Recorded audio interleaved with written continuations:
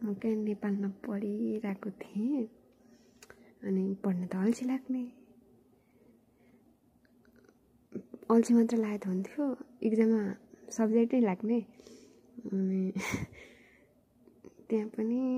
खासै केही भइरहेको थिएन पढ्न जाने त्यही नि मन लागेकै बेला भनौँ पढ्न जाने खाजा खाने आउने जो साथीहरूसँग यताउता रमाइलो थियो अनि सब्जेक्ट लाग्यो अब मलाई पहिले थाहा भइसकेको थियो म यो पढेर खाँदिनँ भन्ने तर सोचेँ म विदेश जान्छु पैसा कमाउनु पर्यो जसरी पनि पैसै कमाउनु त अनि विदेश जान्छु भनेर सोचेँ गर्दा यताउता गर्दा गर्दा विदेश नै आएँ यहाँ आएर नि फेरि पढ्नु पर्ने नेपालमा त बरु कमसेकम मन लाग्यो दिन गयो आज पानी पऱ्यो हाँस सुत्थ्यौँ भन्दा नि मिल्ने अनि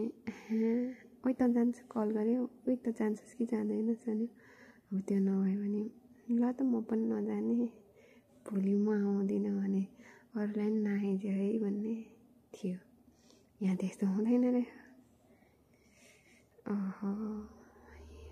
कमसेकम त्यहाँ त आफ्नै भाषामा त पढ्न पाइरहेको थियो न यहाँ भाषा बुझ्छ यहाँ पढ्छु भनेर साँच्चीकै अब ल म पढ्छु नै भने नि बुझ्ने होइन मलाई कति गाह्रो छ नि यहाँ पनि जान्छु पढाइ त हुन्छ पढाउँछ पनि नेपालमा त कमसेकम एक दुई ठाउँ भनेर भयो नि पढाउँथ्यो यहाँ कसैले केही गर्दैन पढे पढ नपढे नपढ मतलबै त गर्दैन अब क्या गरौँ मेरो जिन्दगी मलाई यो धरती लोकमा नै मेरो लागि बनेको होइन जस्तो लाग्यो म अर्को प्लानेटमा जान चाहिरहेको छु